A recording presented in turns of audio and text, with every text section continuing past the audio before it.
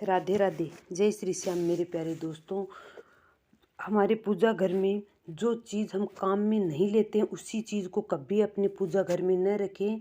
आज मैं श्री कृष्ण के बताए अनुसार कुछ से नुस्खे आपको बता रही हूँ। इसे स्वीकार करें। श्री कृष्ण ने इसकी भविष्यवाणी पहले ही की हुई थी। कलयुग में मनुष्य धार्मिक और अशुद्ध चीज़ों की भी पूजा करेगा। तो जान लीजिए हमें हमारे पूजा घर में कौन सी चीज़ रखनी चाहिए और कौन सी नहीं। दोस्तों, आगे बढ़ने से पहले आपसे एक छोटी सी रिक्वेस्ट है। मेरे दोस्तों, बाबा श्याम का नाम लेके इस वीडियो को लाइक और सब्सक्राइब अवश्य ज़रूर करें। बाबा श्याम आपकी हर मनोकामनाएं पूरी करें। मेरे दोस्तों, बाबा श्याम आपकी हर इच्छा पूरी करें। चलिए दोस्तों, अब बात कर लें कि पूजा घर में कौन सी चीज़ अवश्य होनी चाहिए। दोस्तों, सबसे पहली बात दीपक और धूपदान। दोस्तों, भारत की मिट्टी से जुड़ी हुई है, इसीलिए मंदिर में पारंपरिक मिट्टी का दीपक अवश्य होना चाहिए। अगर आप मिट्टी का दीपक नहीं रख सकते तो धातु के दीपक का उपयोग करें। अगर भगवान में आपकी आस्था ज़्यादा हो तो आप उबला रखकर गुड़ और घी का धूप कर सकते हैं। ऐसा करने से घर में शांति बनी रहती है।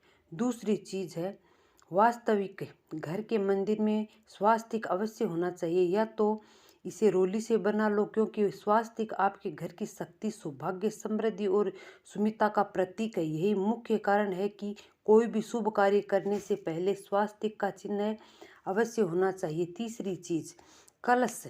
भगवान श्री कृष्ण कहते हैं कलश सुख और समृद्धि का प्रतीक है। अपने मंदिर में होली कुमकुम तक बनाकर उसे यह मंगल कलश अवश्य रखने से घर में सदैव समृद्धि बनी रहती है, ऐश्वर्य की प्राप्ति होती है। शंकर बहुत ही कम लोग जान सकते हैं। शंकर की उत्पत्ति समुद्र के मंथन रत्न के साथ हुई थी। इसी कारण से शंकर माँ लक्ष्मी के अत्यंत प्रिय है। शंख की ध्वनि से सकारात्मक ऊर्जा भी संचार हो जा, इसीलिए मंदिर में शंख अवश्य होना चाहिए। शंख की घर में उत्पत्ति से माँ लक्ष्मी भी प्रसन्न होती है और उससे घर में कभी भी धन की कमी महसूस नहीं होती है। घंटी। मंदिर में अपनी घंटी अवश्य दिखी होगी, क्योंकि घंटी को शुभ माना जाता है। इसीलिए जिस घर के मंदिर में घंटी की आवाज़ होती है वहाँ वातावरण शुद्ध और पवित्र माना जाता है। जिस घर में पूजा के दौरान घंटी बजाई जाती है उसे घर में हमेशा भगवान का वास होता है, माँ लक्ष्मी का वास होता है उसी घर में, और भगवान विष्णु का वास होता है। उसे घर के आसपास की सभी नकारात्मक शक्तियों को दूर होती है, आवाज़ होती है, वहाँ का वातावरण शुद्ध और पवित्र होता है। भगवान स्वयं चल के आते हैं जिस घर में पूजा के दौरान घंटी बजाई जाती है, उसे घर के आसपास की सभी नकारात्मक शक्तियाँ दूर हो जाती है और सुख समृद्धि के द्वारा खुलने लगते हैं। तो दोस्तों, यहाँ वह वस्तु जिन्हें घर के मंदिर में ज़रूर रखना चाहिए, इसीलिए कि घर के मंदिर में कौन सी चीज़ कभी भी नहीं रखनी चाहिए।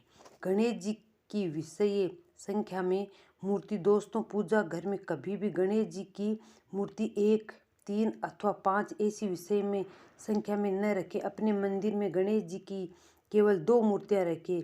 इस शुभ माना जाता है। अगर आप अपने मंगल की कामना करते हो तो गणेश जी की मूर्ति मुख्य द्वार पर अंदर की तरफ मुख करके लगाना चाहिए। लोग यह गलती करते हैं कि मुख्य द्वार पर गणेश जी की मूर्ति बाहर की ओर मुख करके लगा देते हैं, जिससे उन्हें काफ़ी नुकसान का सामना करना पड़ता है। अगर आप चाहे तो मुख्य द्वार के दोनों ओर लगाएं या फिर मुख्य द्वार के अंदर की ओर लगाएं, लेकिन खाली बाहर की ओर कभी नहीं लगानी चाहिए। टूटे हुए चावल। अपने मंदिर में कभी भी टूटे हुए चावल ना रखें। इसके साथ ही पुराने चावल अधिक समय तक न रखें, यह नकारात्मक ऊर्जा फैलाते हैं। यह बात भी ध्यान रखने योग्य है। मंदिर में रखने वाले चावल इस्तेमाल हल्दी में भिगोकर ही करें, यह अधिक शुभ और पवित्र होते हैं। पूर्वजों की तस्वीर। अगर आपके घर के मंदिर में अपने पूर्वजों की तस्वीर रखी हुई हो तो उसे वहाँ से हटा दें, क्योंकि वास्तुशास्त्र में पूजा घर में वृद्ध परिजनों की तस्वीर रखना अशुभ माना जाता है। इसे पूजनीय और सम्मानीय जरूर है, किंतु उनके स्थान देवी देवताओं के बराबर नहीं है। मृतक परिजनों की तस्वीर घर के पूजा घर में रखने से पूजा का वातावरण में नकारात्मक बन जाती है। मेरे दोस्तों, हमेशा पूजा स्थान पवित्र मानते हैं। पूजा का स्थान हमेशा पवित्र होता है, जिसका अशुभ परिणाम हमें भुगतना पड़ता है। कई लोग साधु संतों की मूर्तियां अथवा साधु संतों की तस्वीर भी पूजा घर में रख देते हैं, लेकिन ऐसा करना अशुभ माना जाता है। अगर आप किसी साधु संत को मानते हैं तो उनकी तस्वीर दीवार पर लगा सकते हैं, लेकिन पूजा घर में भूलकर भी न लगाएं। मेरे दोस्तों, घर के मंदिर में भैरव जी, शनिदेव अथवा काली माता की मूर्ति भी नहीं रखनी चाहिए। माता लक्ष्मी की खड़ी हुई मूर्ति की भी पूजा नहीं करनी चाहिए। माता लक्ष्मी सदैव ही बैठी हुई मुद्रा में होनी चाहिए। तो इस प्रकार से हमें पूजा घर में इन मूर्तियों को नहीं रखना चाहिए। उन विषय में, वस्तुओं के बारे में जो आपकी पूजा घर में जरूरी हो नहीं। इन चीज़ों की पूजा घर में होने से घर में होती है धन की वर्षा, माँ लक्ष्मी करती है ऐसे घर में स्थायी रूप से वास। दोस्तों, पहली चीज, गंगा जल। हमारे शास्त्रों में गंगा जल को अत्यंत पवित्र माना गया है, इसीलिए पूजा घर में गंगा जल का होना अत्यंत आवश्यक है। गंगा नदी से पापों का नष्ट करने वाली है तथा सभी वेवधयों का नाश करने वाली। इसीलिए अगर आपकी पूजा घर में एक तांबे के पात्र में आप गंगा जल भर कर रखते हैं तो इससे आपकी पूजा घर की शुद्धता बनी रहती है। आपको आपकी पूजा का संपूर्ण फल मिलता है।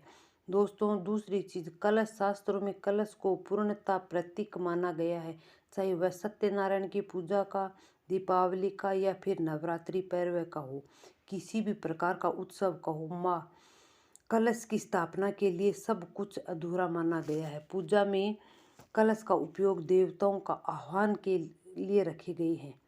ईश्वर के सामने तांबे के कलश में पानी भर कर रखना चाहिए, यह बहुत ही शुभ है।